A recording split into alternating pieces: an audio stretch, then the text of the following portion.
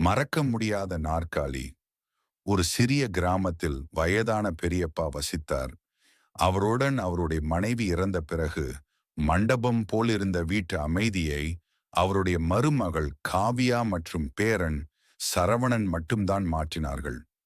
பெரியப்பா வாழ்ந்த அந்த வீட்டு மையத்தில் எப்போதும் ஒரு பழைய நாற்காலி இருந்தது.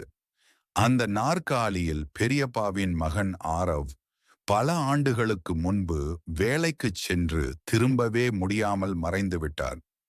ஒரு நாள் சிறுவனாக இருந்த சரவணன் கேட்டான், பெரியப்பா, அந்த நாற்காலியில் யாரும் உட்கார மாட்டீர்கள் ஏன்? பெரியப்பா மெதுவாக சிரித்து தன் கண்ணீரை மறைத்துக் கொண்டு சொன்னார், அது உன் அப்பா உட்கார்ந்த இடம். அவர் போனாலும் அவர் நினைவுகள் நம்மோடு இருக்கணும். அந்த நாற்காலி என் மனதிலே அவரை வாழ வைத்து கிடக்குது. வருடங்கள் கடந்தன. சரவணன் பெரியவனாகி வேலைக்குச் சென்று திரும்பினார். ஒரு நாள் பெரியப்பா தனது பயணத்தை முடித்தார். அந்த வீட்டில் அமைதி மாறியதாக இருந்தது. ஆனால் அந்த நாற்காலி இன்னும் அப்படியே இருந்தது.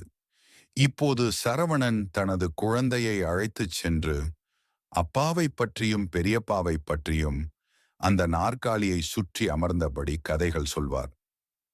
பொருள்: ஒரு குடும்பம் என்பது இருக்கும் உயிர்களால் மட்டுமல்ல, வாழ்ந்து சென்ற நினைவுகளாலும் கட்டப்படுகிறது. இது போன்ற சுவாரஸ்யமான கதை வேண்டுமா? லைக் பண்ணுங்க, சப்ஸ்கிரைப் பண்ணுங்க.